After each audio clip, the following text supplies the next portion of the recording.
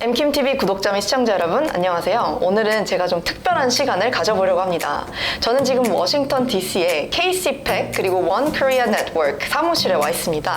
그리고 제 옆에는 지금 거기서 일하고 계신 탈북민 출신 이현승 Arthur Lee 님께서 함께 하고 계신데요. 오늘 여러 가지 북한에 대한 스토리들 그리고 북미 관계 그리고 한국과의 관계에 대한 아주 재밌는 이야기들을 들어보겠습니다.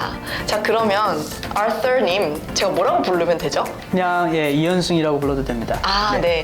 그럼 현승님, 네. 소개를 간단하게 한번 해주시면 감사하겠습니다. 먼저 시청자 여러분 이렇게 초대해 주셔서 엠킴님에게 감사를 드리고 오늘 이 영상 즐겁게 봐주시길 바랍니다. 제 이름은 이현승이고 저는 2014년 10월 가족과 함께 탈북을 해서 한국에 정착했다가 한 1년 있다가 이제 미국으로 옮겨왔습니다.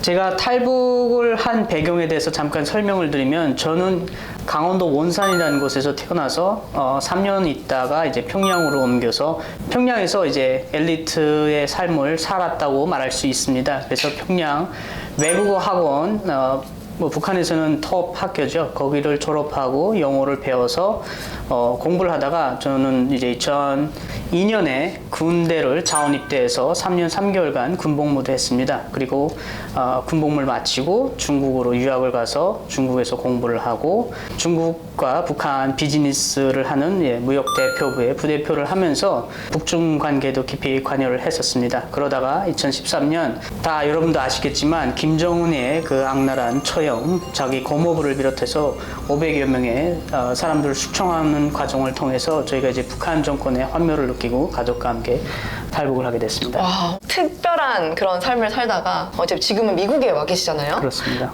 그러면 제가 여쭤보고 싶은 게 이제 원래 계셨던 곳 평양에서 주로 사셨다고 했는데 네. 그곳에서의 삶은 어떤지 간단하게. 많은 분들이 이제 평양에서의 삶 그리고 이제 북한 엘리트들이 마치 이제 북한 정권에 협력을 해서 북한 주민들을 막 착취하고 북한 주민들을 억압하는 것처럼 이야기하시는데 제가 볼 때는 그런 부류는 국소수 이제 뭐 국가 보위부나 당일꾼들이나 이런 국소수의 사람들이라고 생각을 하고 많은 부분의 사람들이 자신들의 그냥 삶을 살고 있습니다. 그 사람들은 그 정권에서 사는 삶이 삶의 전부인지 알고 또 그게 인생이라고 생각하고 그렇게 삶을 살아가고 있고 북한 정권에 충성하면서 주민들을 억압한다 이런 거는 제가 볼 때는 맞지 않는 말 같습니다. 그리고 많은 북한의 평양에 있는 사람들이 호화스러운 삶을 살고 있고 또 주민들과 동떨어진 삶을 살고 있다고 생각하는데 그것도 국소수일 뿐이고요. 그리고 그 사람들이 아무리 좋은 삶을 산다고 해도 한국에 사시는 중산층보다도 못 삽니다. 평양에도 영화관이 있나요?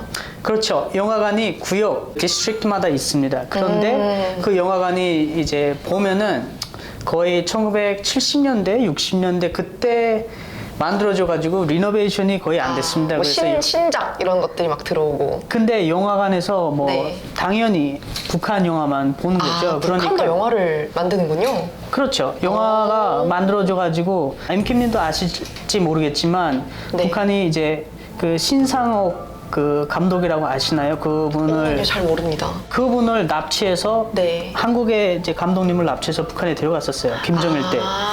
그래서 그분이 만든 영화도 많습니다. 그렇군요. 네. 그러면은 북한에 맥도날드는 있나요? 없죠.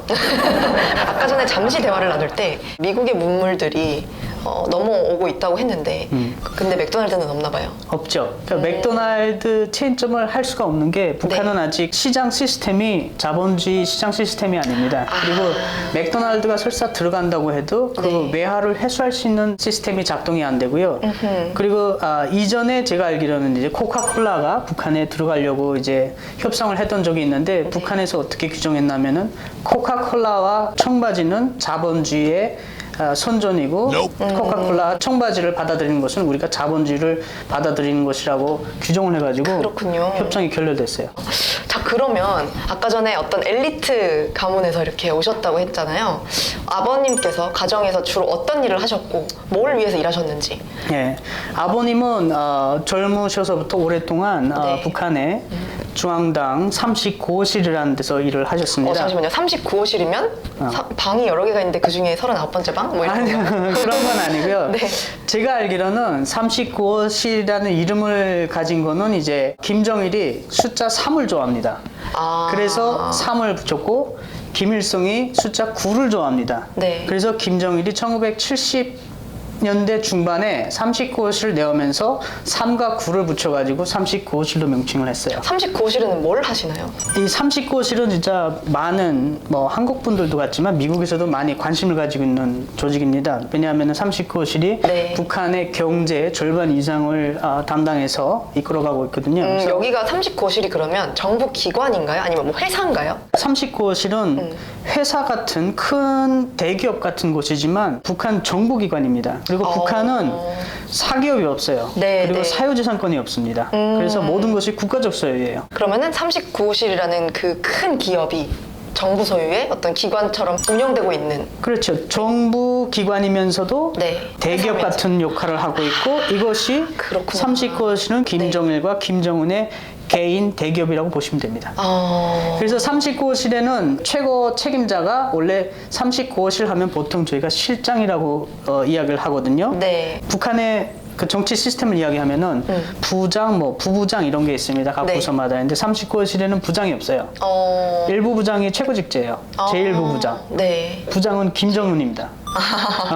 자기 of course. 부서 직접 네. 부서예요. 네, 네. 네. 그럼 거기서 이제 아버님의 역할.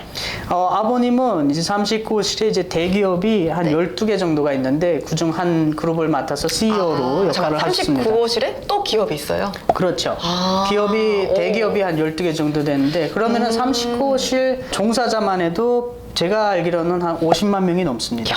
엄청나군요. 엄청 큰 기업들을 12개? 그렇죠. 12개를 모아둔 것을 39호실이라고 그렇죠. 부른다. 그렇죠. 그럼 그 중에서 아버님께서는 한 기업을 맡으신 거구나. 그렇죠. 대흥 총국이라고 대흥 CEO를 총국. 하셨습니다.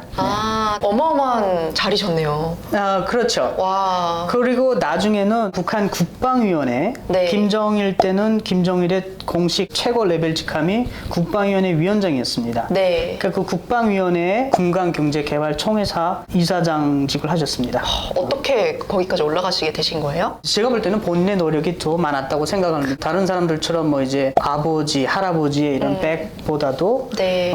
저희가 볼 때는 저희 집안은 평범했거든요. 근데 아버님이 그렇게 인정을 받으시고 그래서 네. 북한 정권에도 탈북 전까지도 충성을 했다고 보고 또 북한이라는 나라를 변화시키기 위해서 노력을 많이 하셨습니다. 그러시구나. 그리고 김정일로부터 어포인트를 받았다고 하셨는데 네, 그렇죠. 살짝만 설명해 주세요. 이 두 대형 천국 CEO와 군간경제개발총회사 이사장은 그러니까 김정일이 직접 임명한 자리입니다. 그러니까 네. 여기로 보면은 대통령 임명권자 자리죠. 그러니까 김정일이 직접 사인을 해야만 이 포지션에 가는 겁니다. 그렇구나. 자, 그러면 거기까지가 이제 백그라운드라고 치면 거기서 이제 돌아서서 미국으로 오기까지 과정이 되게 순탄치가 않으셨을 것 같은데. 저희는 또 상대적으로 조금 쉽진 않지만 긴장감 속에서 이제 탈북 상황이 진행됐는데 그래도 많은 분들이 도움이 있어서 조금 다른 분들하고는 다르게 이제 탈북을 하게 됐습니다. 주로 그래서 어떤 도움을 받으셨어요? 온 가족이 중국에 있었거든요. 2014년까지.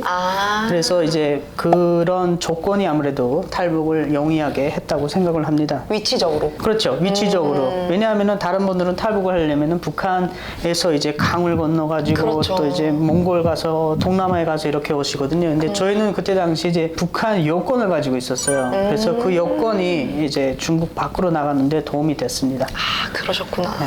그럼 이제 북한과 실제적인 것에 대해서 좀 얘기를 해보면 좋겠는데 지금 미국에서 도대체 어떤 일을 하고 계신지. 제가 미국에 온 지는 지금 한 4년 정도 됐습니다. 그리고 그동안 공부도 좀 하고 그리고 지난해부터는 코리아 CPEC과 이제 One Korea Network라는 데서 이제 워싱턴 지부장으로 일하고 있습니다. 코리아 CPEC은 여러분이 다 아실지 모르겠지만 미국의 CPEC이죠. Conservative Political Action Conference라는 미국 정치 보수 회의. 거기에 공식 파트너로서 코리아 CPEC이 존재하고 있습니다. 그리고 또 미디어 겸 띵크탱크로서 One Korea Network라는 것도 운영을 하고 있어요. 그래서 코리아 CPEC과 One Korea Network 저희가 두 단체를 메인으로 운영을 하고 있습니다. One Korea Network라는 우리 단체의 사명이 지금 현재 한국의 언론이 한국의 상황에 대해서 미국이나 국제사회에 진실되게 보도를 하지 않고 있습니다.